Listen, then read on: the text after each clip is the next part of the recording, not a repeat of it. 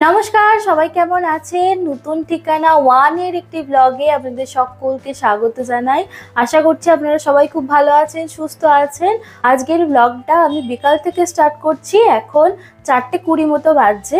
আজকে কার্তিক পুজো, সেই জন্য পুরোহিত মশাই বলেছেন কি যে 5:30টার দিক করে আসবেন। তো চলুন ঝটপট গিয়ে জোগাড়গুলো করে নিয়ে আমি তো রেডি হয়ে গেছি। জানেন তো এই বছরটা নিয়ে আমাদের 2 বছরে কার্তিক পুজো হচ্ছে। আমি মেমারি স্মার্ট বাজার থেকে কিনেছি গোপালের এরকম একটা বসার আসন আর এইরকম একটা ধূপদানি পুজো পারপাসে ইউজ করার জন্য। জায়গাটাতে ঘট পাতা হবে, সেই জন্য একটু অল্প করে আলপনা দিয়ে দিচ্ছি। অনেক দিন পর দিচ্ছি আলপনা, নিজের মনের মতো করে।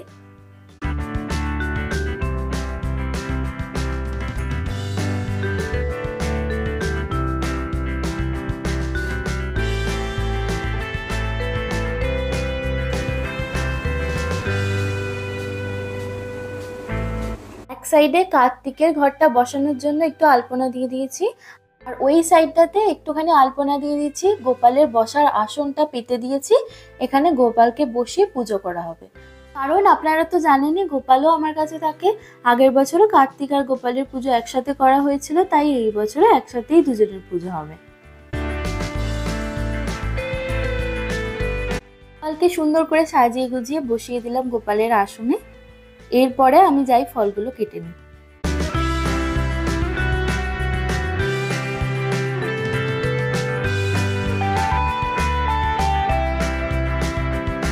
পুরো জোগাড় কমপ্লিট হয়ে গেছে, এখন অপেক্ষা করছি কখন পুজো করতে আসবে তার জন্য। अर्को मंडलाय द्वादश कलात्मन सोमो मंडलाय षोडश कलात्मन दशो मंडलाय दशश कलात्मन।